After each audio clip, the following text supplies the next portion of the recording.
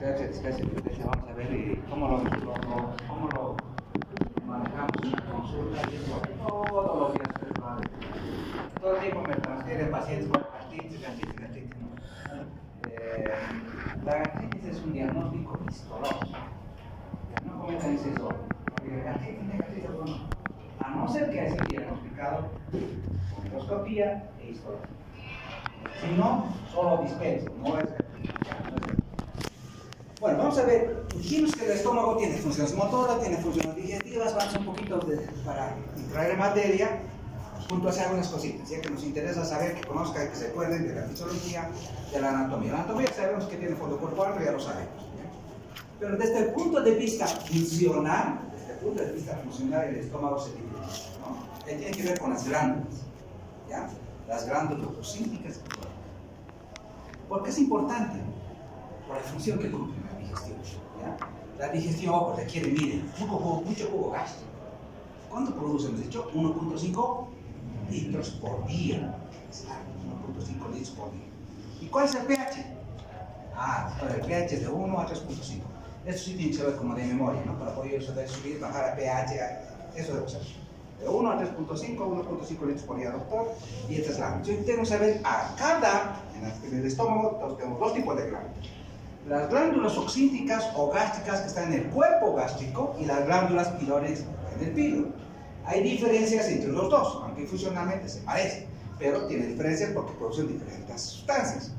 Entonces, cada glándula, ¿cuántas partes tiene? La fovea, el istmo del cuello, ¿ya? Y el fondo. Y en la pared de las glándulas, sabemos por histología la cantidad de células que hay, de células áreas, ¿no? Cada célula produce una sustancia en particular. Entonces decimos, las células que forman parte de estas glándulas las vamos a dividir en dos, ¿ya? Unas que son no endocrinas y las otras que son endócrinas. Estos conceptos sí los tenemos que saber, porque para manejar farmacología yo necesito saber esto, ¿ya? Por ejemplo, aquellas células que son no endocrinas ya las conocemos, siempre las hemos conocido, ¿no? Las células mucosas superficiales del cuello. Estas células mucosas que están en la parte superficie de la glándula y que están en el cuello, ¿qué producen, doctor? Producen moco y bicarbonato. Como he dicho, la función del moco en bicarbonato para neutralizar al mismo ácido. Ellos producen ácido, pero al mismo tiempo hay células que producen moco y bicarbonato para neutralizar y mantener una homeostasis a ese medio. ¿Ya? No hay daño, hay equilibrio. Entonces, esto neutraliza el moco y el bicarbonato, ¿ya? pH ácido con pH alcalino. Entonces ahí está, se neutraliza. Pero ¿quiénes producen estas células mucosas superficiales? Que están acá y el cuello, ¿no? Después tenemos las células que son fundamentales, las células parientales. Esas sí las que secretan ácido clorhídrico. Esas sí secretan ácido clorhídrico. Además de secretar el factor intrínseco de gástrico. Este factor intrínseco ustedes saben que es muy importante para absorber vitamina B12. Porque la deficiencia, imagínense, cuando hay una enfermedad, una atrofia de la mucosa gástrica, hay una atrofia de estas mucosas gástricas, por lo tanto no va a haber estas células parientales, no se va a producir factor intrínseco, no se va a absorber vitamina B12, el paciente va a tener neuropatía periférica central. Por ejemplo, la deficiencia de vitamina B12, ahora sabes la dosificación de vitamina B12. Muchos de los viejitos que tienen trastornos neurológicos es por deficiencia de vitamina B12. Tiene neuropatía periférica es por deficiencia de vitamina B12. Y muchas de esas cosas tienen que ver con el estómago. O sea, cuando dicen, pero doctor, ya está por edad, Alzheimer, demencia senil, no, un ratito, dale vitamina B12 y va a estar mucho mejor que muchos viejitos, ¿no? Y vamos a ver, miren acá, las células parientales no solamente deben producir ácido clorhídrico, factor intrínseco, produce factor de crecimiento, además produce leptina. De ahí que ahora vamos a ver, por ejemplo, que al final la del estómago ya no tiene solamente funciones digestivas, tiene funciones endócrinas, porque produce hormonas, leptina y grelina. Vamos a ver qué función cumplen, pero vamos, poco a poco. Las células principales, ya sabemos que secretan la china. Lipasa gástrica, leptina. Por ejemplo, ¿qué pasaría? Esto sucede frecuentemente si el paciente tiene una pancreatitis crónica o había una necrosis del páncreas por alguna enfermedad, pancreatitis, necrosis del páncreas, el 90%. hay insuficiencia pancreática exócrina. No está produciendo la cantidad de enzimas que normalmente tienen que producir. ¿Qué enzimas suplirían su función? ¿Quién trabajaría más? Porque hay deficiencia de lipasa, ¿no? Porque una de las enzimas que produce el páncreas es la lipasa, ¿no? Que nos permite absorber las grasas.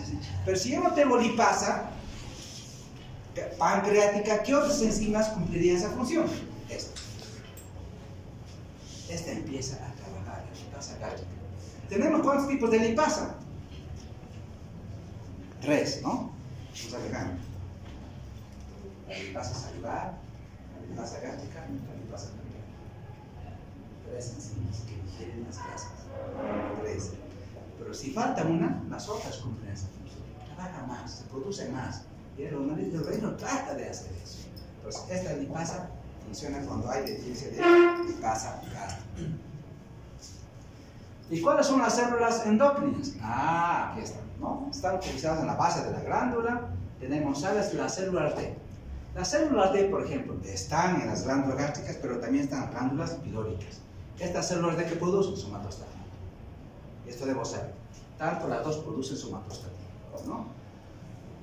Pero tengo estas células más acá, ¿no? Estas células que ahora cada vez se habla mucho, por ejemplo, de estas células enterocromátinas GO.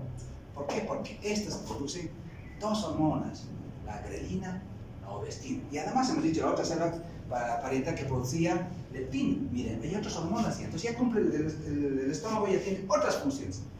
La grelina y la leptina, chicos, estas hormonas desempeñan un papel fundamental ya en la regulación del apetito, en el metabolismo energético.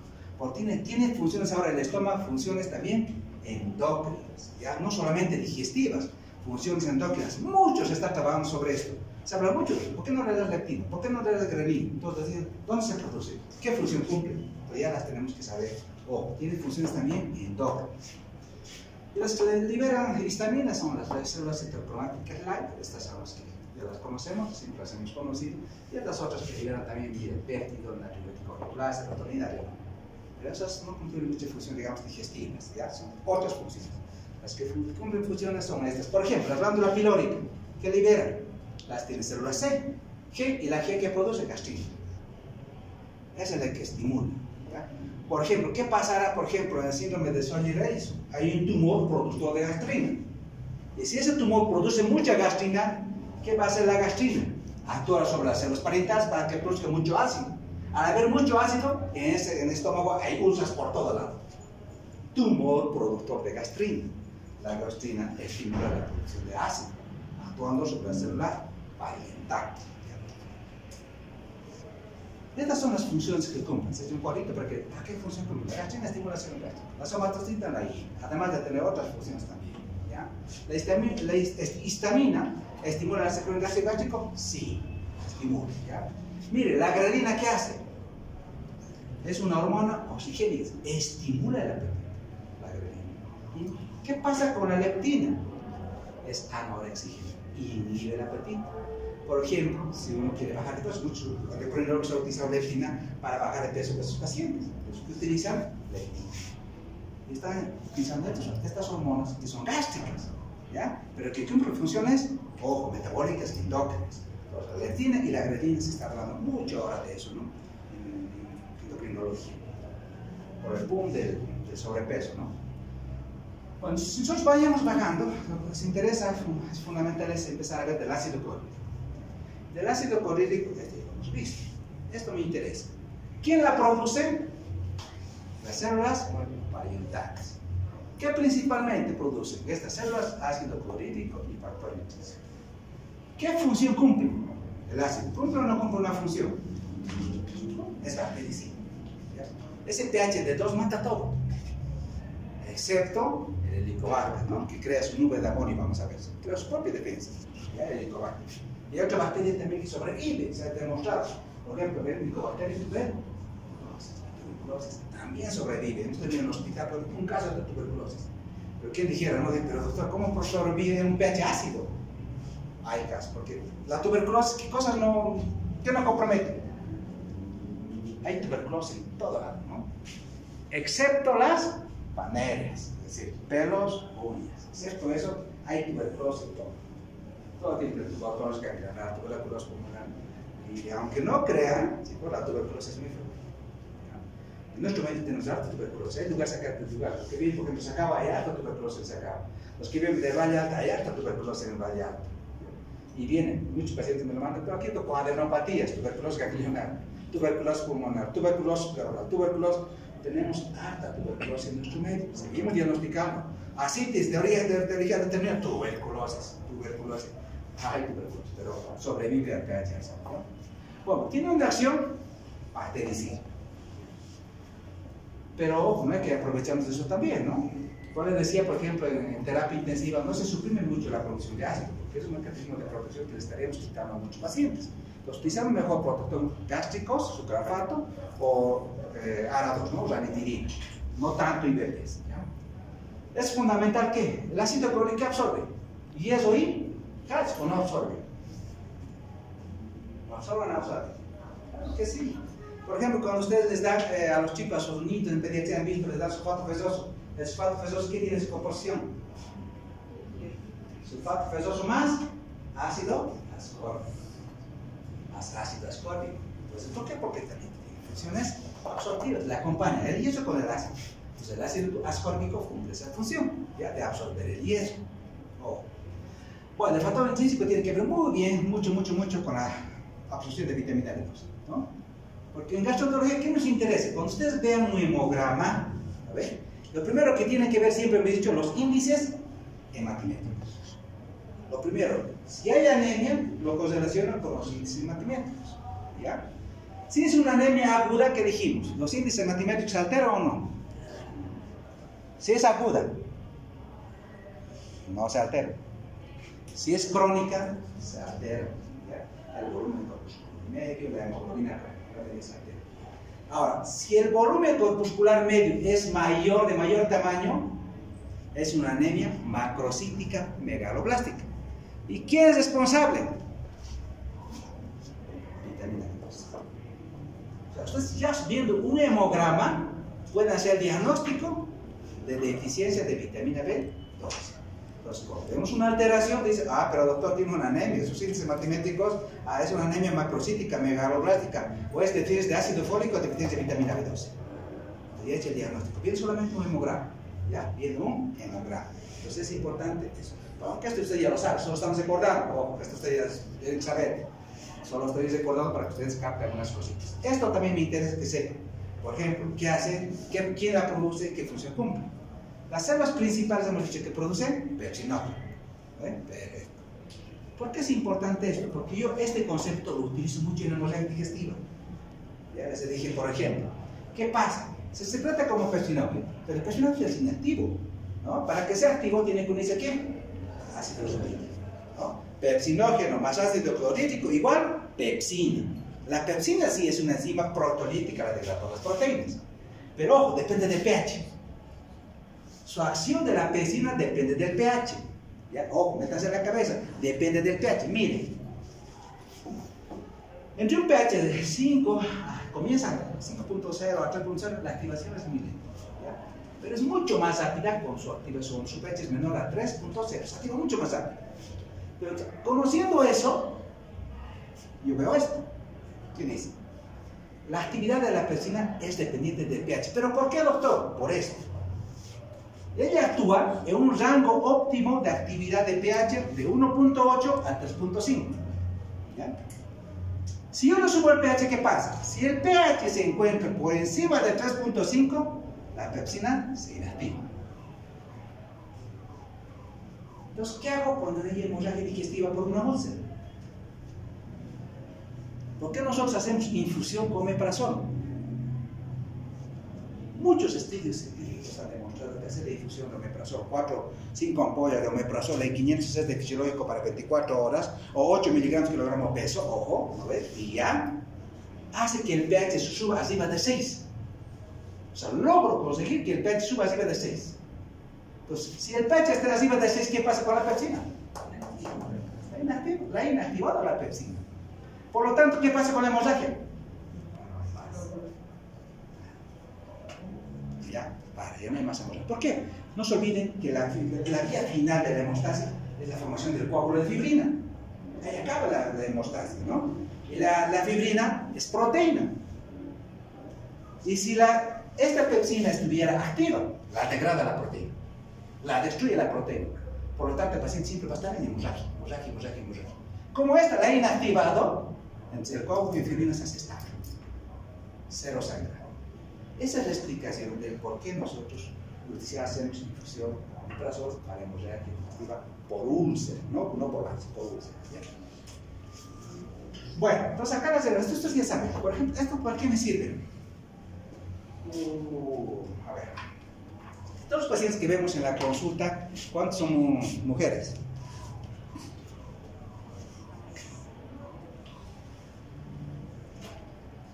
Por ejemplo, de 10 pacientes que veo en la consulta, 8 son mujeres.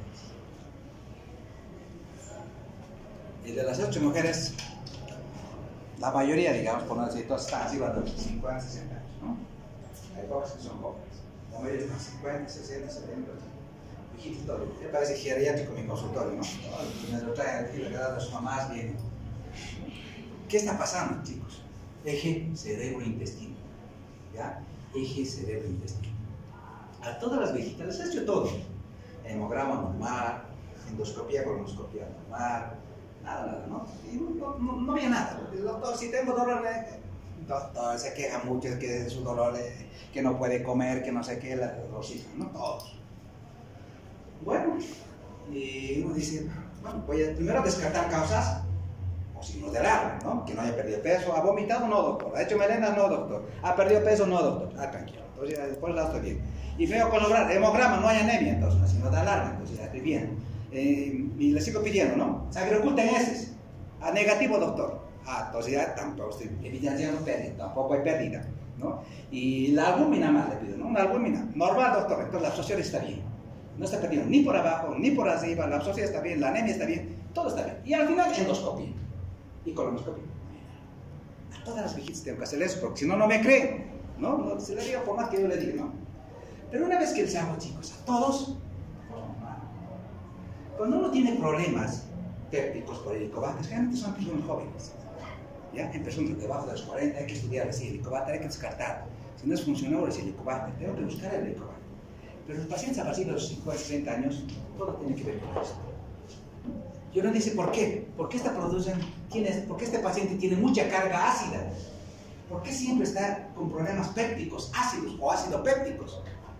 Porque esta paciente, esta señora, esta mamá, soporta mucho estrés, chicos. Mucho estrés. Estrés familiar, personal, deudas, muerte, todo. Peor si la abuelita todo, la mamá todo, ¿no? Oye, no tengo pacientes varones. Claro, porque todos van a la mamá. ¿Quién no va? Todos los hijos, los nietos, todos a la mamá. La mamá tiene que solucionar todos los problemas de la familia, ¿no? Y en el consultorio está ahí. ¿Y esa la ves ahí? Varones. Los que tienen una carga ácida importante. Y tiene que ver con esto. Con la estimulación parasimpática de las células parietales que hacen que se produzca mucho ácido. Ahí viene eso que ahora está de moda, el eje cerebro-intestino. Todo lo que pasa en la cabecita está traspasando, también se repercute desde el esófago, el estómago, todo. Ahí tenemos síndrome de intestino irritable, dispersia funcional, todos los trastornos funcionales, porque ahí está mala acá, ¿no? Está mala acá. Entonces, cuando le hago todo al paciente, veo que es esto, ¿no? Los otros problemas ya tienen que ver con la estimulación por la gastrina, por las vitaminas o la célula oriental, ¿no? Pero, chicos, hay mucho eje cerebro-intestino. Hay mucho, pero hay que descartar casos malos. ¿Cómo actúan los estimir? Esto ustedes se han visto, conocen ya cómo funciona. Por ejemplo, esta es la célula parietal, acá está la bomba. Si uno dice, pero doctor, ¿qué es esto? Es una bomba, miren, hidrógeno, potasio, ATPase. No diga hidrógeno, potasio, cloro, no, hidrógeno, potasio, ATPase. ¿Ya? Vamos a ver por qué hidrógeno. Porque sale hidrógeno, entra potasio. El hidrógeno, en el estómago se va unir ¿dónde? Al cloro, y ahí forma ácido clorhídrico. No es que ya sale formando ácido clorhídrico. Eso, la bomba solamente saca hidrógeno.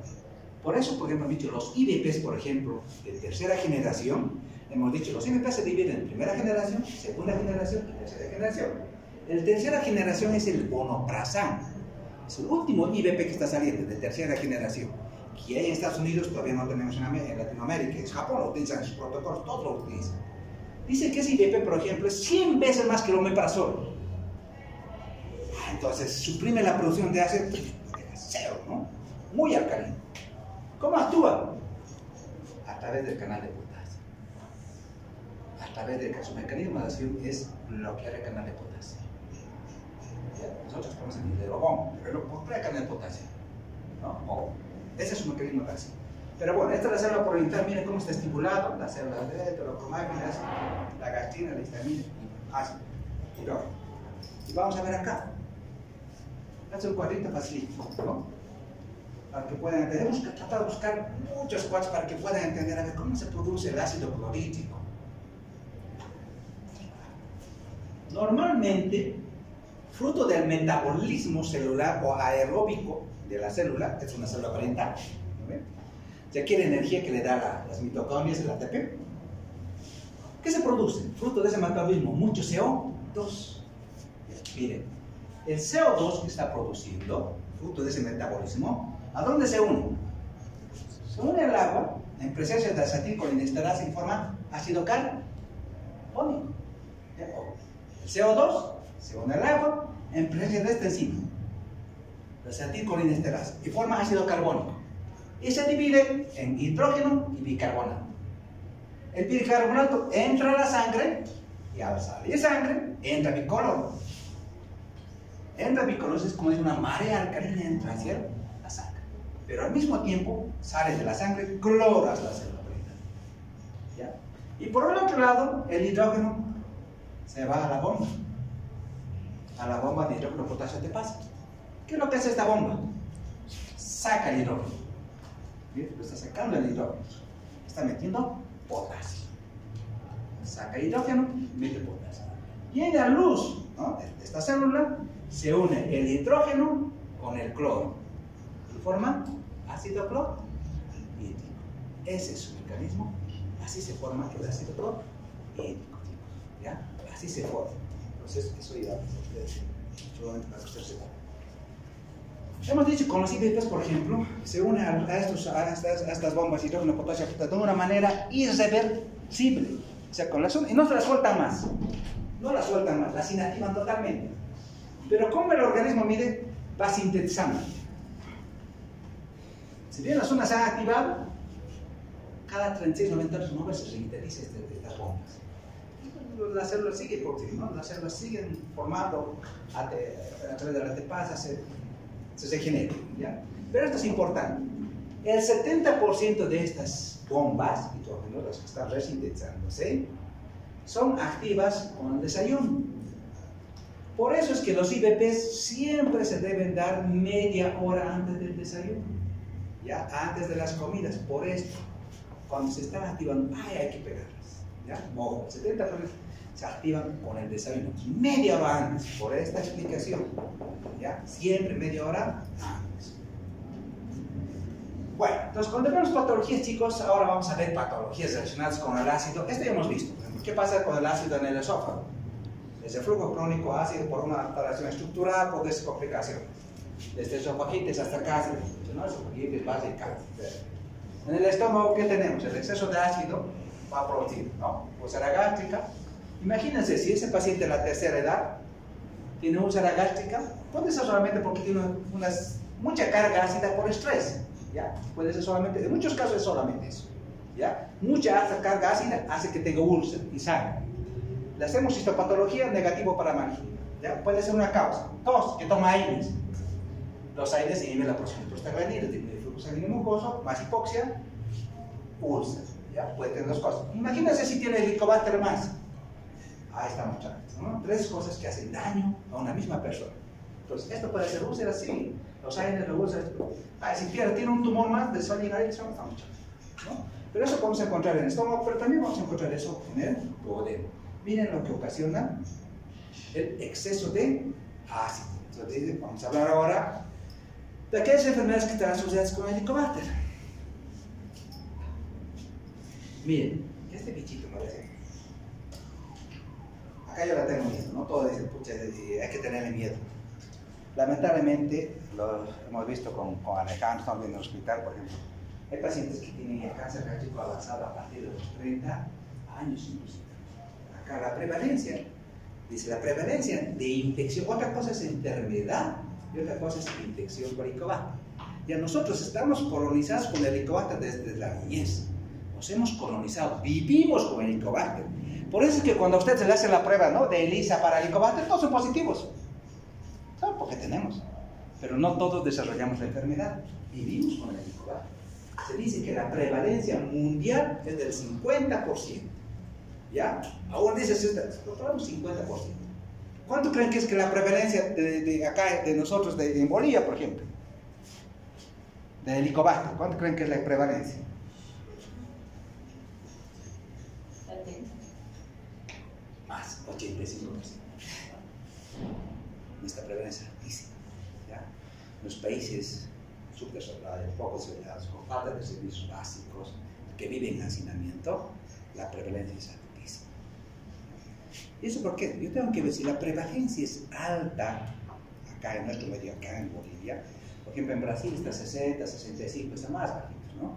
En Japón, por ejemplo, está en 5 a 10%. En Estados Unidos, 10% de prevalencia, ¿ya? Pero nosotros estamos 85%. Entonces, ¿eso qué significa?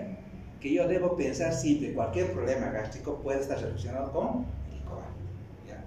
Cualquier paciente que venga del área rural, si es menor de 30 años, tengo que hacer endoscopia, porque tengo que detectar a tiempo, puede tener cáncer. Chicos, 30, 40 años ya vienen con cáncer avanzado. El área rural, cáncer, cáncer, cáncer, cáncer. Todos los días en el hospital es cáncer, ¿ya? Cáncer, cáncer, cáncer. A temprana edad, no es a sus 50, 60 años, ya no es. A los 30, 40 años están teniendo con cáncer, fruto del Helicobacter. ¿Ya? Tenemos alta prevalencia de Helicobacter en nuestro medio y una de las cosas es el cáncer, ¿no? Puede ser el carcinógeno número 1, Helicobacter. Ocasiones recientes crónicas, úlceras, linfomas. Muchas veces hacemos el Helicobacter, pero además también el linfoma. Un poco normal, pero ocasionado por Helicobacter. O sea, dedicamos el Helicobacter y controlamos, ¿no? El carcinoma hay que identificarlo a temprana edad. Se está haciendo mucho estudio todavía. No hay mucha evidencia, hay discusión si ocasiona una enfermedad coronaria, precacha abortos, estados de crecimiento intrauterino, síndrome metabólico, todavía está estudiando. Pero hay dos cosas que sí tenga que tener en cuenta. Cualquier caso de anemia neutropénica, piensen que la causa puede ser Helicobacter.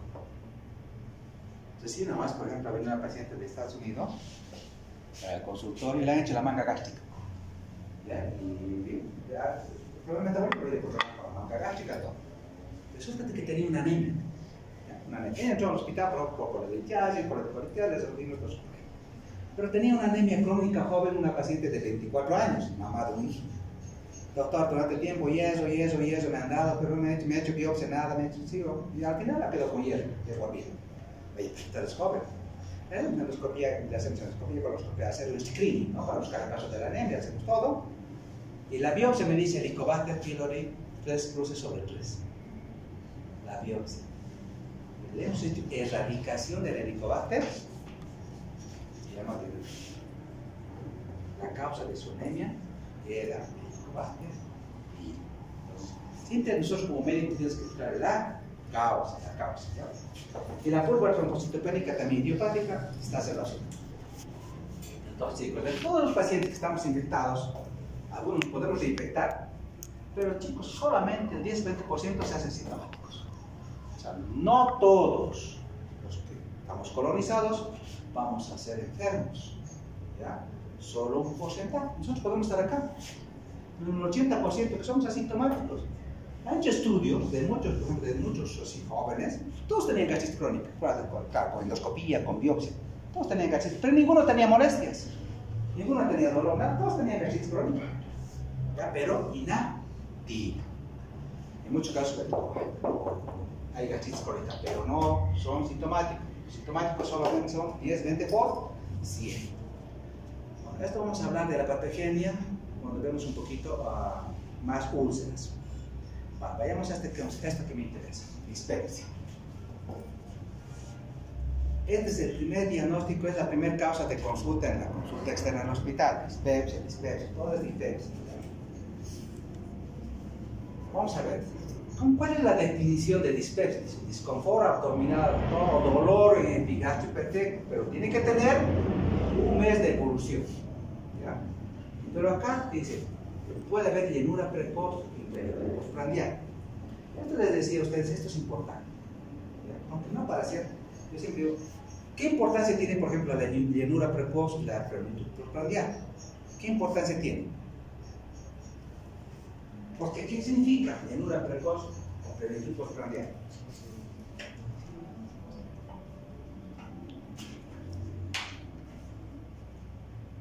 Porque muchas veces viene la primera pregunta que siempre hago al hospital, ¿no? Los pacientitos. ¿Cómo está su tolerancia oral? ¿Se alimenta bien, normal? No, doctor, dice. Primero, ¿cómo? Pues como un poquito, sector. Como un poquito, me siento hartado. Se llena un poquito, llenura precoz. ¿Y cómo? Dice, todo el tiempo estoy hartada, ¿no?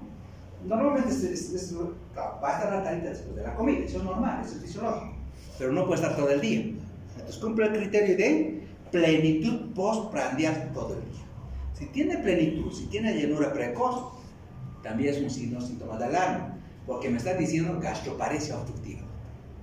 Gastroparesia obstructiva. Hay algo que está obstruyendo el vaciamiento gástrico normal. Entonces yo tengo que, cuidado, hacer la endoscopía, ¿no? Llenura, plenitud, náuseas, vómitos, dolor epigastrio. Esta dispepsia, vamos a ver, puede ser funcional. Si es funcional, no tiene que ver nada en endoscopía. Y aquí vamos a hablar de dos síndromes, por ejemplo. Hay un síndrome, se llama el distrés. La dispepsia tiene dos síndromes, ¿sí? Síndrome de distrés postprandial, lo que dijimos, plenitud postprandial, llenura precoz. Después de calcular, este es el distrés postprandial. ¿Cuál es el otro síntoma? De dolor en epigastrio. Muchos pacientes vienen con esto, ¿o no? ¿Dónde dolor? ¿Dónde dolor aquí en epigastrio? Explíqueme. Con su dedo, ¿no? ¿Dónde le duele? Aquí, doctor. Epigastrio. Aunque no lo crean, hace 2 días me mandó una paciente del Hospital del Norte y me dicen, disfagia en estudio. Una jovencita de 23 años, disfagia en estudio, del área rural, disfagia en estudio, disfagia en estudio. Y le pregunta a la señora, ¿no? ¿Qué molestias tiene? Doctor, me duele aquí. A ver, explíqueme con su dedo, ¿dónde le duele? Me duele aquí, doctor. Y le pregunto, ¿le duele al tragar? No, doctor, no tengo ningún problema, me alimento bien, no me duele. ¿Sabes qué tenía? Le pedí una ecografía cervical y le pedí tiroides. ¿Qué tenía? Tiroiditis de Carballo. Pero si el paciente te estaba diciendo, ¿dónde te duele? Aquí me duele. Y le examinas y había dolor, aumento de volumen de la tiroides y dolor acá. Pero no había nada de disfagia, adenofagia, nada. Miren, ¿cómo me lo mandan? Disfagia en estudio. Hay que examinar, dígales dónde le duele. ¿Ya? Entonces, hoy me trae su ecografía, su perfil tiroideo. Hipertiroidismo subclínico, pero con una ecografía típica de una tiroiditis de Carballo. Eso es propio de la mujer. Y en la consulta siempre les digo, a las mujeres, chicos, revisen las tiroides. Piensen en problemas metabólicos. Yo tengo harto de eso. ¿Ya? Hay harto hipotiroidismo en las mujeres. Hay muchas patologías relacionadas con las tiroides. Sobrepeso, vean tiroides, vean hormonas. Mira. Ahí está el problema. No cometen ese mismo error. Dolor en el epigastrio una vez a la semana. Bueno, en ausencia de enfermedad estructural, ¿cuándo es funcional? Cuando no hay nada en la endoscopia. Entonces la endoscopia nada, entonces es funcional. Entonces la clasificación viene de eso, ¿no? ¿Cuándo es dispepsia funcional? El 80% de las dispepsias son funcionales, ¿ya? Hay un poco porcentaje, 20% pueden ser orgánicas. Pero ¿quién define qué es funcional o orgánico? La endoscopia. Si no hay nada, es funcional, ¿ya? Y si hay algo, es orgánico. Y si unas causas orgánicas secundarias, una dispepsia secundaria, una patología, la más frecuente es el ICOVAD. Hay que buscar el ICOVAD, siempre. Lo otro que le pido siempre, por ejemplo, es copro. Hay que pedir a todos los pacientes copro. Y muchos de los pacientes que tienen dispepsia, dolor, distensión, bloqueo, es parasitosis. Por eso se llama también Giardia duodenalis. Está cerca al duodeno, coloniza el duodeno. Por eso se llama Giardia duodenalis. Entonces, y muchos pacientes tienen Giardia. Su problema no es Giardia. Nada más, chicos, ¿no? Muchas veces hemos visto lítica, o torrito, no coli. Porque la cólica es saprófita, es comenzar, no hace daño, cuidado. Cuidado que hagan tratamiento para cólica. La cólica hay que dejarla tranquilita, nos ayuda. A la histolítica, echamos. A la histolítica hay que matar. Bueno. Después hay que estar úlcera, cáncer y otras causas, ¿no? De problemas orgánicos. A veces tenemos causas con Crohn, celiaquía, cáncer de páncreas. Pero siempre como parte del protocolo, por ejemplo, hay que pedir ecografía por esto, ¿no? Páncreas, pancreatitis, colelitiasis, hay que pedir ecografía. Entonces, cuando hay dispepsia funcional, ¿en quién es más frecuente? Hemos dicho, si no hay nada en la endoscopía, lamentablemente las mujeres. Siempre llevan relación psicológica de por medio, siempre, ¿ya? Entonces, ¿qué factores tienen? Sexo femenino, edad joven, nivel socioeconómico alto, hay que reformar. Si algo, por ejemplo, yo, a veces cuando vienen pacientes, o me refieren pacientes con este nivel socioeconómico alto, que uno sabe, se da cuenta, ¿no? Repite el paciente que se comunica mucho mejor, se habla en otros términos, es difícil, ¿no? ¿Por qué es difícil ese paciente con dispepsia funcional que tenga una condición socioeconómica alta, que sea profesional, que tenga mucho ocasis, digámosle? ¿Por qué es difícil tratarlos? Porque esa paciente ha leído más que nosotros, ha investigado más que nosotros, quizás sepa más que nosotros, y convencerla que no tiene nada cuesta. Y los que son difíciles, por ejemplo, son los pacientes de los médicos, ¿no? Del personal de salud. Nosotros somos los peores pacientes. Nosotros somos los peores, ¿no? Con una inyección nos estamos desmayando. Y los varones, pues, el personal de salud es el peor. El médico es el peor paciente. Desháganse de sus pacientes. Hagan interconsulta. No solo tengan. Es difícil. Manejar pacientes complicado. Estos pacientes, chicos, es muy difícil, ¿no? Decía el otro día, por ejemplo, una cholita de Chapay. Me dice, pero doctor, ¿y por qué ha venido a mí? Me han recomendado que usted me vea. Bueno, pase. Ese es su historial clínico. Desde el 2009, consulta, diarrea, peripeso, diarrea, estreñimiento, diarrea, desde el 2003, 2009. Desde el 2009, 10, 12, hasta el 23. Iré a consultar con todos los médicos. Bueno, llega, me dice, doctor, le he hecho todos los exámenes. Todos los exámenes que tenía que hacer, le descartaba todo normal. Bueno, es dispepsia funcional. No hay nada, endoscopía, corpo, todo negativo, todo normal. Quiero ver a la señora con su esposo, ¿no? Con su esposo, con sus hijos, venga con su esposo, su familia, la próxima consulta. Me lo ha traído a toda su familia. Y delante de la familia le he explicado, le he demostrado, hemograma, normal. Mira, tiene la suerte, ¿no? Todavía, ni siquiera tiene diabetes. Su programa funcional está bien, no tiene parasitosis, su ecografía está bien, su endoscopía está normal. Oye, yo quisiera ser usted, ¿no? A la señora, yo quisiera ser usted, no tiene nada. Y a la familia también, ¿no? Miren, no tiene nada la señora. O sea, yo tengo que también tener, digamos, como ayuda, porque solito no lo voy a poder convencer. Ya, señor. Y después, claro, la familia dice, mira, el doctor ha dicho que no tienes nada y tú todo el tiempo que no sé qué, que no sé cuánto. Sí, doctor, todo se niega a esta señora, que no sé qué. El problema es psicológico. Debe tener desde la niñez muchas veces un trauma, no sé, pero el problema es psicológico. Pero ella ha entendido, la familia ha entendido que ella no tenía nada orgánico. Y eso es importante, ¿no? Porque miren, desde cuántos años ella consultaba. Todo el tiempo venía por una cosa, por otra cosa, por una cosa, por otra cosa. Dispepsia funcional. Con suerte, tuve la ayuda de la familia. Pero después es muy difícil, ¿no? Les decía, pacientes socioeconómicos altos es difícil. Porque tiene que ver lo mismo como la dispepsia esofágica funcional, ¿no? Dispepsia visceral, lateral, placemiento. Hay que descartar siempre depresión por Helicobacter pylori. Estos son los síntomas típicos de dispepsia. Si el paciente tiene esto, su paciente tiene esto, tiene dispepsia.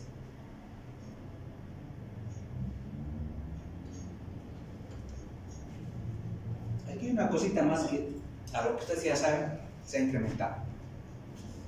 Bloating, así ahora ese término, ¿ya? Bloating. Es esa sensación subjetiva que tiene el paciente de hinchazón del estómago. ¿Se le hincha, señor, el estómago? Sí, doctor, se me hincha, bloating. blote, ¿ya? Ese es el término que estamos utilizando, blote, distensión abdominal, blote. El paciente puede tener todo esto, ¿no? Tiene ardor en el estómago, ardor, dolor, llenura precoz, plenitud, bloating, náuseas, todo es disperso, ¿no? Y algunos médicos tienen estos pictogramas, estos gráficos en sus consultorios, le dicen, ¿cómo te duele? ¿Aquí? ¿Dónde? Aquí, doctor. ¿Cómo es? ¿Como fuego? Sí, como fuego. ¿Está? Llenura precoz, plenitud postprandial, demuestran los gráficos, ¿ya? Ojo. Inclusive muchos pacientes tienen esto, la citofobia, miedo a comer, porque piensan que todo lo que desean comer les hace daño, citofobia. Entonces, cuando nosotros sospechamos y empezamos a enfocar el problema de dispepsia, lo primero, ¿no? Debo descartar enfermedad orgánica, debo identificar síntomas de daño, lo primero es eso, ¿no? Vómitos, melena, pérdida de peso, anemia, todo eso, yo tengo que identificar vómito, pérdida, ¿no? Disfagia. Puedo decir, les pido sangre oculta en heces, me dice melena. O sea, hay que identificar signos de alarma, lo primero, y de acuerdo a eso viene todo lo que le voy a hacer, los estudios, ¿no? Hay una recomendación. Cuando ustedes, por ejemplo, ¿qué exámenes ustedes le solicitan a sus pacientes? ¿Cuáles son los exámenes básicos que deben solicitar? Viene a mi consulta, ¿qué es lo primero básico que debo solicitar? Primero es lo básico, después son los prequirúrgicos y después son los especiales. Lo básico. Lo básico. Hemograma, glicemia y creatinina. Es lo básico. A partir de ahí tenemos una idea general. Lo básico. Ahora, ¿cuáles son los prequirúrgicos? Hemograma, glicemia, creatinina, electrolitos, porque puede haber alteraciones hidroelectrolíticas, ¿ya? Perfil hemostático, tipo de protrombina, y ahí le aumentamos albúmina, ¿ya? Porque necesito hacer que no me haga complicaciones para la cirugía. Esos son los prequirúrgicos. Y después vienen los especiales. ¿Y los especiales de qué dependen? Del examen físico. Ahí ya depende de lo que ustedes hagan. Si yo no he hecho un buen examen físico sistemático, se me va a ir muchas cosas, ¿no? Desde arriba hasta abajo. Lo primero tengo que revisar los ojos, ¿o no? Yo digo, primero, digo las tres normas, siempre digo, ¿no? Ojo, nunca te olvides de la norma coloreada, norma hidratada, norma perfundida. Nunca, tres, normo. Porque yo reviso desde la cabeza primero. El otro día, por ejemplo, vine con dolor abdominal a la paciente, se me estaba yendo, ya el paciente. Cuando examino, tenía ictericia. Ay, mira, si no revisaba la ictericia, se me iba por endocolitiasis. Ahora sí, tengo mucho dolor, ahora estoy bien, doctor. A ver, le voy a revisar, señor. Ictericia. Bien. Entonces, reviso mucosas, reviso hidratación de lengua y llenado capilar, tengo que sacar. Pero yo tengo identificado normocoloreadas, normohidratadas y normoperfundidas en mi examen físico. Eso depende, porque si yo veo ictericia, perfil hepático. Si yo veo un mal estado nutricional, voy a pedir proteínas, ¿no? Tengo que hacer gerencia de masa corporal, proteínas, albúmina, ¿no? Sangre ocultaria, buscar causas malignas. Pero ¿de qué dependen todos los laboratorios? De mi examen físico. O sea, no es que a todos voy a pedir.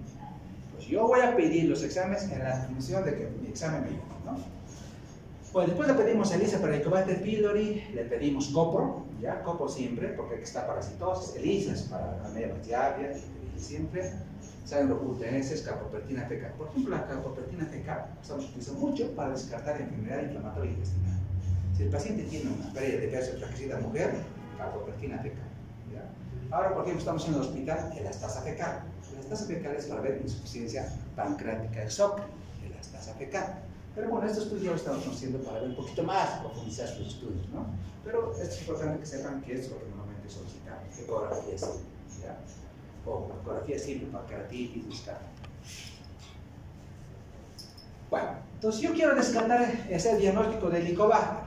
¿Qué exámenes voy a pedir? Hay pruebas, chicos, invasivas que requieren endoscopía y pruebas, ojo, no invasivas que no requieren endoscopía.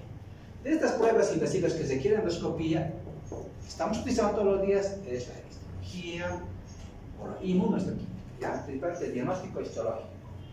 Se puede hacer la prueba rápida de ureasa, alguna vez lo hemos hecho. La PCR está haciendo en otros países, ya estamos haciendo las PCR, nosotros no lo estamos haciendo, ¿ya? La que estamos haciendo solamente histología, ¿no?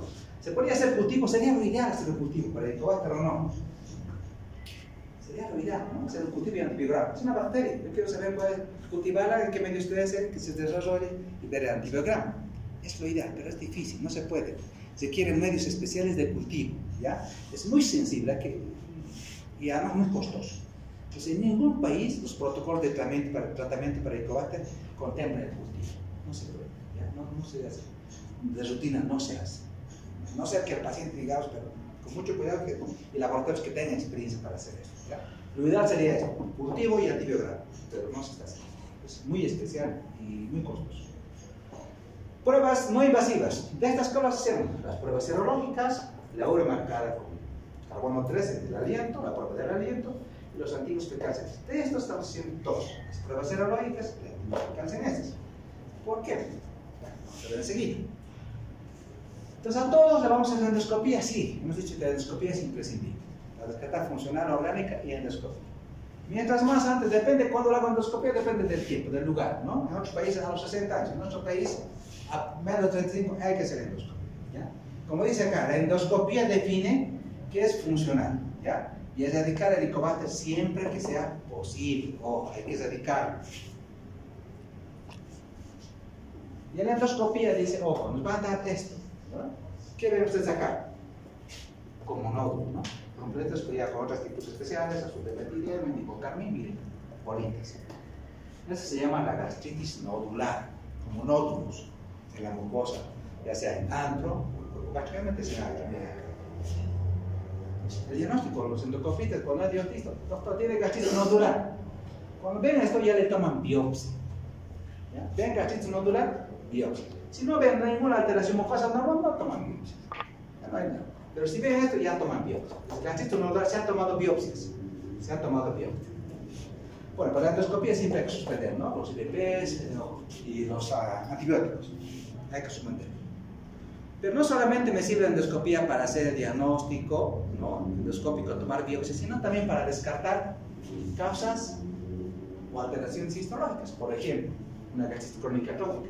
Ustedes ven acá cómo está la mucosa. Normal, ¿no? Mira los pliegues mucosos bien bonitos. Pero mira estos pliegues acá, ¿hay o no hay? No hay. Plano.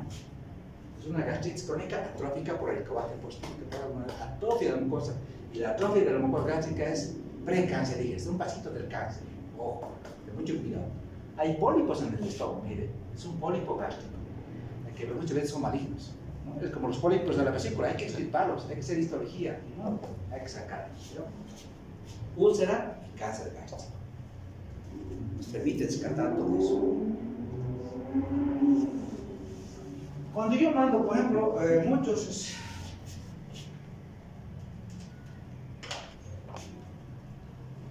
muchos colegas gastroenterólogos, ¿qué es lo que hacen por el gastroenterólogo? Se basa mucho en la histología. La histología les va a informar esto, chicos. Primero, ¿qué es lo que demuestra la histología? Este gráfico, por ejemplo, ¿qué ven en este gráfico? Este gráfico es fundamental para manejar el Helicobacter.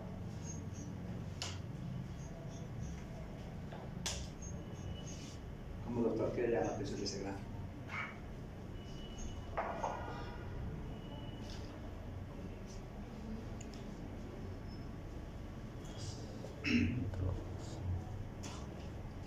¿Qué te llama la presión? Con la histología, yo puedo saber si en esa mucosa hay Helicobacter o no. Me dice la densidad, miren todo eso, Helicobacter. Me da la carga bacteriana, la cantidad de bacterias. Lo primero, ¿hay o no hay Helicobacter? Esto es lo primero que yo debo decir. Por ejemplo, los pacientes con estos pacientes viejitos que vienen, dicen, doctor, el Helicobacter pylori negativo. Ay, ya está tranquilo, no hay nada. O te dicen Helicobacter positivo. Y cuando te dice positivo, te informan chicos así. Ustedes van a tener esto en su consulta. Una cruz, dos cruces, tres cruces. ¿Cuál es peor? Tres cruces. Hoy me ha llegado, por ejemplo, un paciente con una endoscopía, con una histología, me dice Helicobacter positivo, una cruz. ¿Le trato o no lo trato? depende de su clínica, ¿no? Pero yo le asocio 3 cosas más. La clínica siempre va a ser mandatoria. Y también depende de su factor de riesgo, por ejemplo. Aunque no tenga síntomas, pero si mi paciente, por ejemplo, tiene antecedentes familiares de cáncer gástrico, y sé que el Helicobacter es cancerígeno, aunque sea una cruz, le trato. Aunque sea una cruz, lo trato. Por el riesgo de cáncer que tiene mi paciente. ¿Ya? Es un antecedente familiar importantísimo cuando yo veo el Helicobacter. El antecedente de cáncer, ¿ya? Con una cruz. Ahora, ¿cuándo lo trato? Si son 3 cruces, te trato. No voy a dudarlo. Hay alta cantidad de bacterias. Hay alta cantidad, lo voy a tratar. Si son 3 cruces. Si es una, no. Y vamos a ver el asociado. ¿Ya? ¿Qué más? ¿Qué me permite ver esto en el gráfico? ¿Qué vemos acá?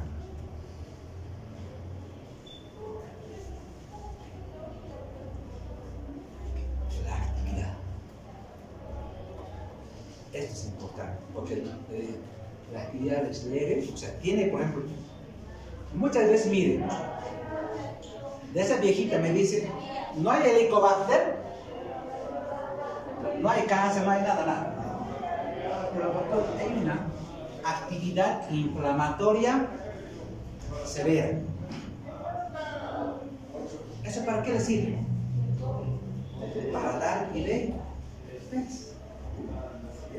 O sea, no es Helicobacter, pero tiene mucha carga ácida. Esa carga ácida está haciendo que tenga mucho proceso inflamatorio. La paciente tiene inflamación. ¿Quién es una gastritis? Porque te informan una gastritis aguda severa, doctor. Porque han visto muchos neutrófilos en la muestra histológica. Te dicen moderado o severo. Si te dice leve, tiene una gastritis leve. Probablemente lo trate con dieta.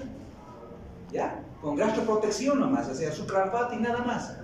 Pero si me dice moderado y si me dice severo, acá ya se quiere. Probablemente puedo jugar con las dosis del IDP. ¿Ya? Darle un poquito más dosis doble, una dosis, o lo doy de un de primero o segundo. Ya puedo jugar con las dosis. ¿Ya? Obviamente siempre con dieta, pero la actividad es importante. Ustedes tienen que ver esto. Su actividad es leve, es moderada o es severa. Pero ojo, negativo para el Helicobacter. O puede ser al revés, positivo para el Helicobacter con actividad inflamatoria severa. ¿Ya? Veo muchos casos que informan este otro. Te dice gastritis crónica. Doctor, ¿qué tiene? Solo el infiltrado linfocítico. Lo que todos tenemos. La histología te dice actividad inflamatoria crónica, infiltración de linfocitos mononucleares. Es crónico lo que tiene, no es agudo. Yo trato lo agudo, no trato lo crónico. ¿Ya? Lo agudo, no lo crónico. Entonces la histología me ayuda a ver esto, presencia o no. 2 alteraciones histológicas, cáncer, úlceras, alteraciones histológicas, linfomas, complicación y la actividad. Muchos, por ejemplo, dicen, a mí no me importa si hay Helicobacter, a mí me importa si ha habido respuesta histológica, si realmente el paciente se ha curado. La única forma de saber si se ha curado es histología.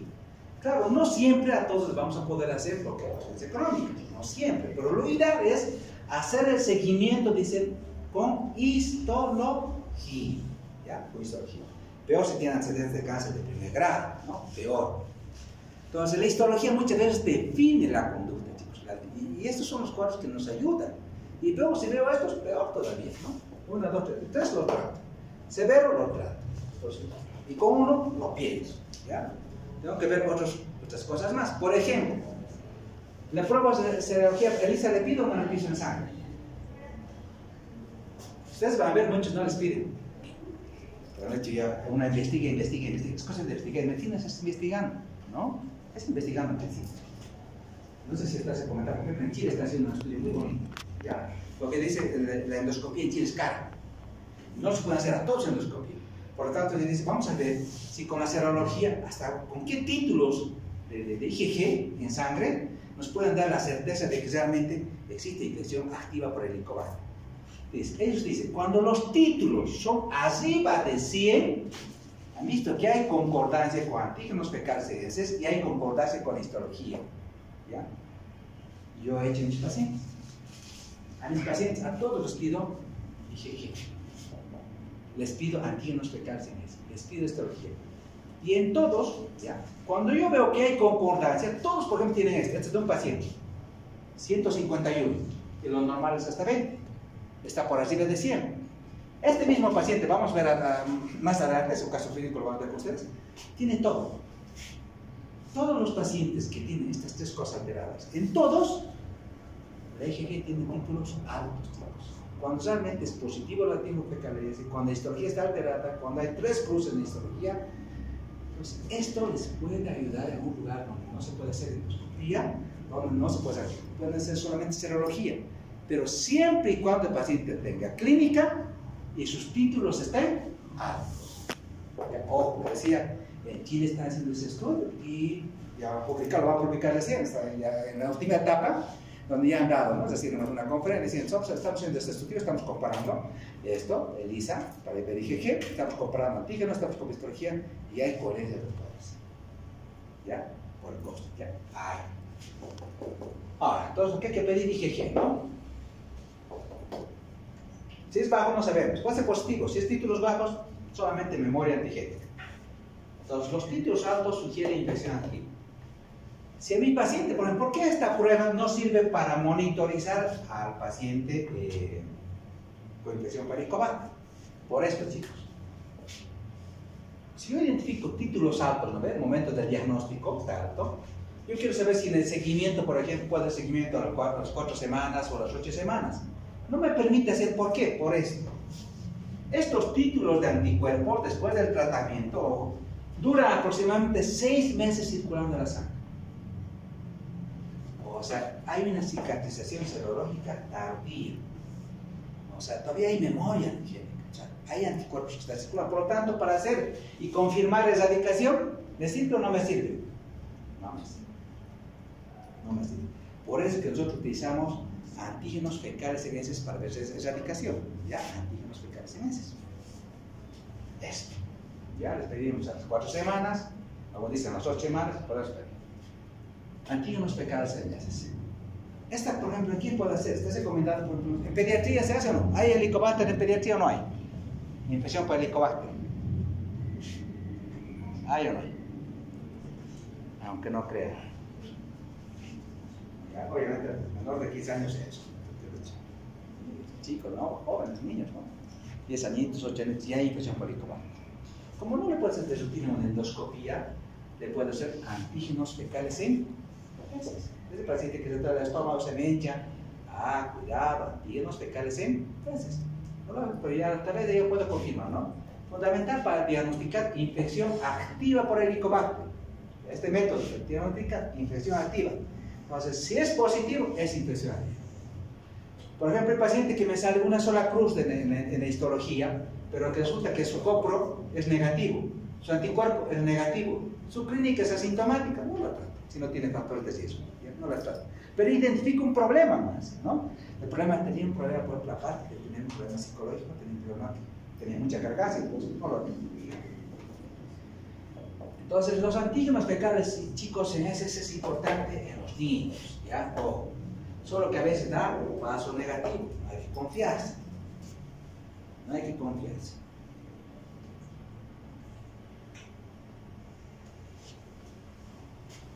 Bueno, tratamiento. ¿En qué consiste el tratamiento?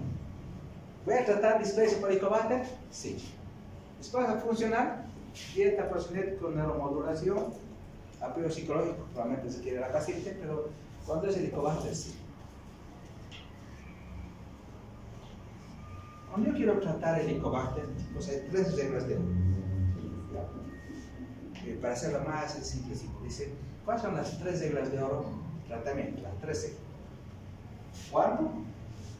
¿Cuál esquema utilizar? ¿Cómo hacer el ciclo? ¿Cuándo? ¿Cuál? ¿Cómo? ¿Ya? En el fondo, por ejemplo, siempre sintomáticos. Siempre la clínica es mandatoria. Si no hay clínica, no hay que tratar. Siempre la clínica nos ayuda muchas veces a definir la clínica, ¿ya? Ojo, si hay antecedentes familiares de displasia, cáncer, o tomo un tumor de un linfoma, no la trato. Aunque sea una cruz, lo trato. aunque sea una cusmecina, ¿ya? Si hay hallazgos endoscópicos de úlcera, gastritis, por ejemplo, hay gastritis folicular asociada a Helicobacter, metaplasia y alteraciones de epitelio, debo tratar, ¿ya? Y veo principalmente esto, es decir, la actividad, tipo inflamatorio histológico y la carga de la bacteria. Esto es lo fundamental, y para eso me sirve este gráfico. Es el mismo gráfico, ¿no? ¿Qué les parece? Para eso yo hago seguimiento con eso.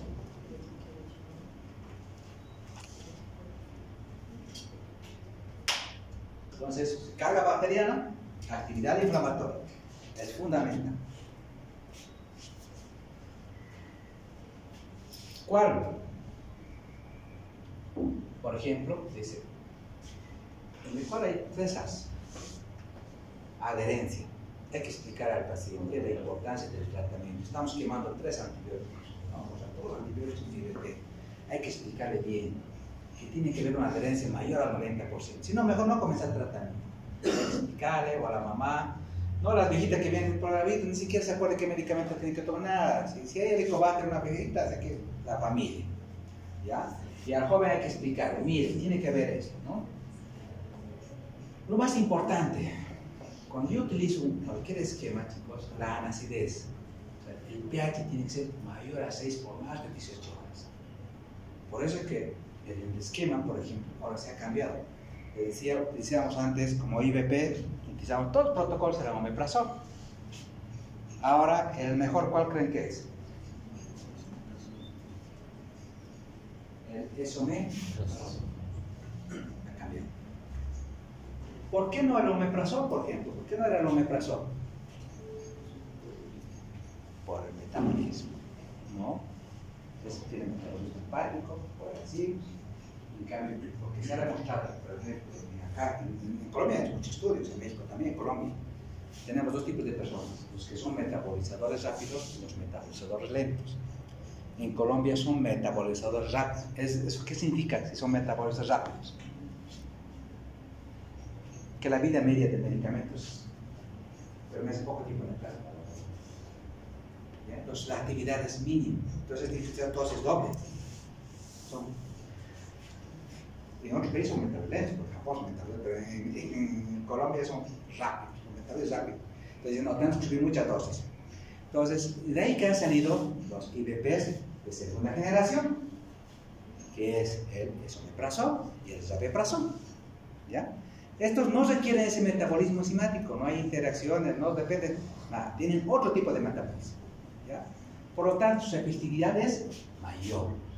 Entonces, no hay interacciones, no tiene metabolismo enzimático, no depende de si es metabolismo rápido o lento, no depende de eso. Entonces, logra una acidez mayor a 6 durante 18 horas. De hecho, por ejemplo, los otros protocolos en Japón le han cambiado al esomeprazol, le han bajado. ¿Lo han reemplazado por quién? Por el IBP de tercera generación. Ellos ya están con el vonoprazan. Antibióticos más vonoprazan. Pues muchos todavía están con primera generación. Les va a haber muchos esquemas con primera generación. Muchos otros colegas estamos con segunda generación.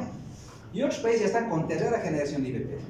Claro, si yo quiero, ¿por qué yo necesito, por ejemplo, bajar o subir el pH? O sea, a suprimir la producción de ácido para que suba el pH. ¿Cuál es su objetivo? Porque el vonoprazan, por ejemplo, es mucho más efectivo en el tratamiento del Helicobacter. Por ejemplo, sus tasas de erradicación de hecho arriba del 95%, cercana al 100% utilizando vonoprazan, que es el de tercera generación. Porque cuando suprimen el pH del estómago se hace alcalino, mayor a 6. ¿Qué hace la bacteria? ¿No? Él dice, ay, qué bonitos son estos, mira, me han creado un medio alcalino.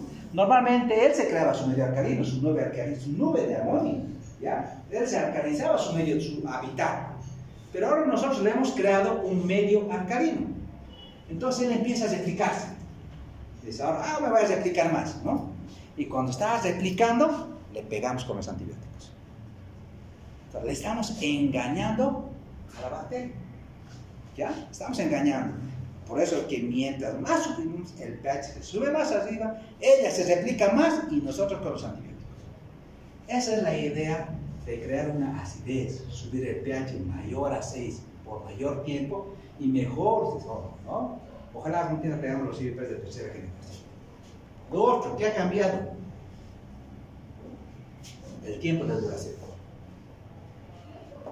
Antes los primeros esquemas eran 7 días.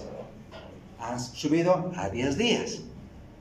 Todavía, si ustedes ven en el mercado, van a ver, hay muchos esquemas que todavía están con 10 días. A muchas empresas todavía siguen teniendo 10 días. El esquema actual es 14 días. 14 días. Hay que ser 14 días. Miren, tres medicamentos tienen que tomar mañana, noche, solamente 14 días. Algunas veces les hacen daño a los pacientitos viejitos, no toleran mucho ya los antibióticos. Hay que explicarles eso, ¿no? Pero el tiempo de tratamiento, 14 días. ¿Qué medicamento voy a utilizar? Si es una bacteria, tengo que usar antibióticos. Este es el esquema, digamos, básico. ¿Ya? Básico. Esta es la terapia triple, básica, estándar que estamos viendo ahora. Recién nomás está publicando, estamos empezando a asociar bismuto. ¿Ya? Bismuto, 2 veces al día. Pero con esta terapia, nosotros lamentablemente no tenemos estudios epidemiológicos que nos digan nuestras tasas de resistencia. Porque el manejo depende si es resistencia a claritromicina, es mayor a 25%, mayor, depende mucho de los países de su resistencia a la claritromicina. Nosotros no tenemos esos estudios, por lo tanto, seguimos utilizando estos medicamentos. Hemos cambiado muchas cosas. El omeprazol hemos cambiado por el esomeprazol. Entonces le damos 40 miligramos cada 2 horas por 14 días. ¿Qué antibiótico utilizamos? Claritromicina. Pero nosotros tenemos que jugar con la calidad del medicamento, ¿ya? Porque hay claritromicina de 1 a 1.50. Por ejemplo, el Abramax, que es de Vago, vale 6 bolivianos, 6.50. Pues yo prefiero utilizar un poco más caro, porque todo este esquema, ¿cuánto creen que vale? ¿Completo? Ajá. Casi 200. ¿Cuánto? Casi 200 pesos, ¿no? Nada. ¿Cuánto, doctor? ¿Cuánto vale ese esquema de tratamiento? Ahorita va a la farmacia, te damos la receta. ¿Y cuánto? ¿Ya adivina? Nada, más. 800 bolivianos. 800 bolivianos. ¿Qué les parece? Barato, ¿no? 800 bolivianos.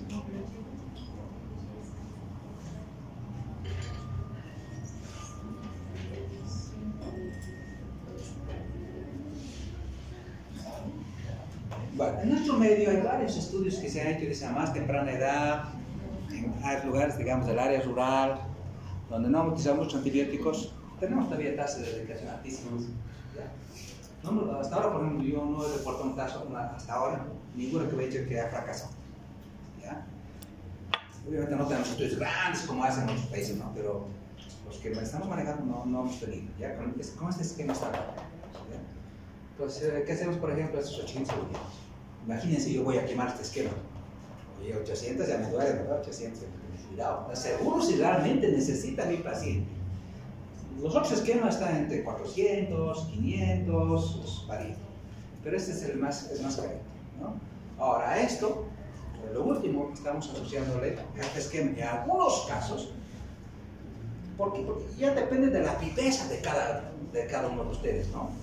Si, por ejemplo, el paciente tiene antecedente de cáncer gástrico, ¿ya? Familiar de cáncer gástrico, tiene las 3 cosas: ELISA positivo, antígeno positivo, carga bacteriana, 3 cruces, yo la asocio bismuto, ¿ya? 325 miligramos cada 2 horas, se puede asociar bismuto. A este esquema, bismuto. ¿Ya? Ahora se recomienda una tetraterapia con 4 medicamentos. Un IVP, un antibiótico, otro antibiótico, y aquí le estamos asociando bismuto. Con esa asociación, por ejemplo, este esquema logra erradicar, según los estudios que se han hecho en otros países, 75 al 85% ¿ya? De erradicación. No es bajo, digamos, para eso, no es 20, pero La idea es erradicar 100%, la idea es más al 90%, la idea sería más al 90%. Si le asociamos a este esquema estándar, le asociamos IBP, o sea, un bismuto, llegamos hasta el 90-95%. ¿Ya? Entonces, cuando yo veo a un paciente que realmente necesito erradicar, asegurarme, le digo a la paciente, necesito un medicamento más. ¿Ya? Doctora, ahora no duda.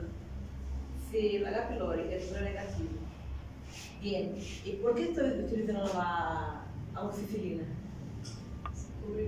Si cubre gram positivo, ¿no ve? La Amoxicilina.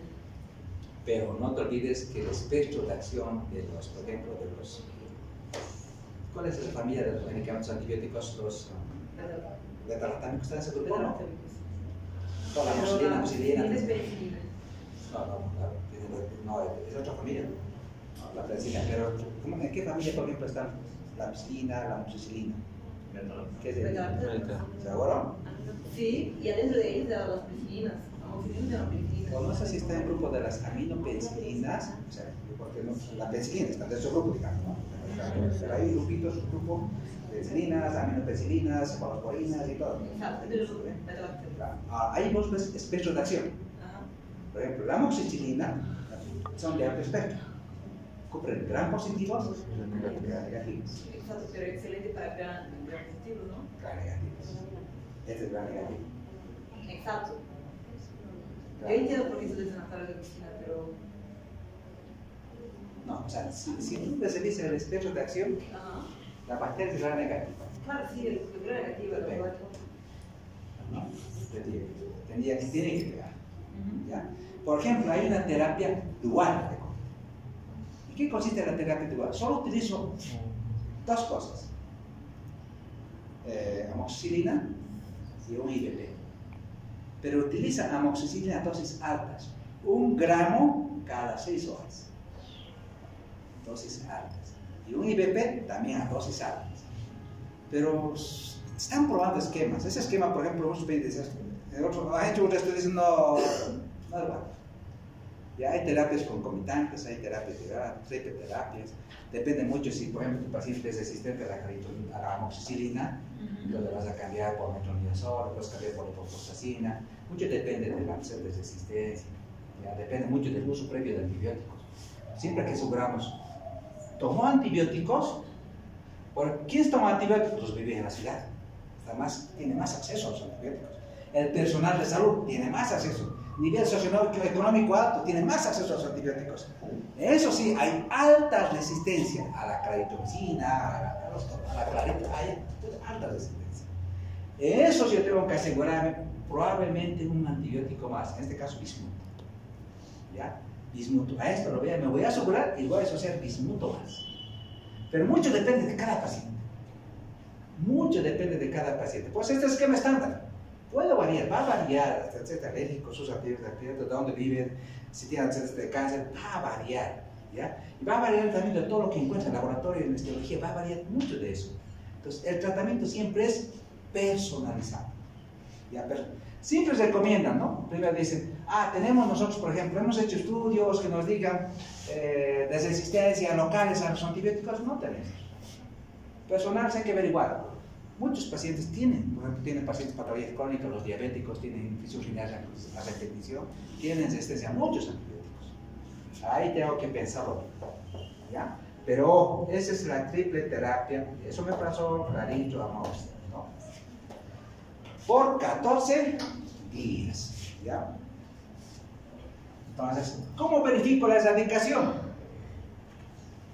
Después de 4 o 8 semanas de haber hecho yo el esquema de tratamiento, a las 4 semanas le pruebo, le pido. Normalmente, ¿qué pedimos?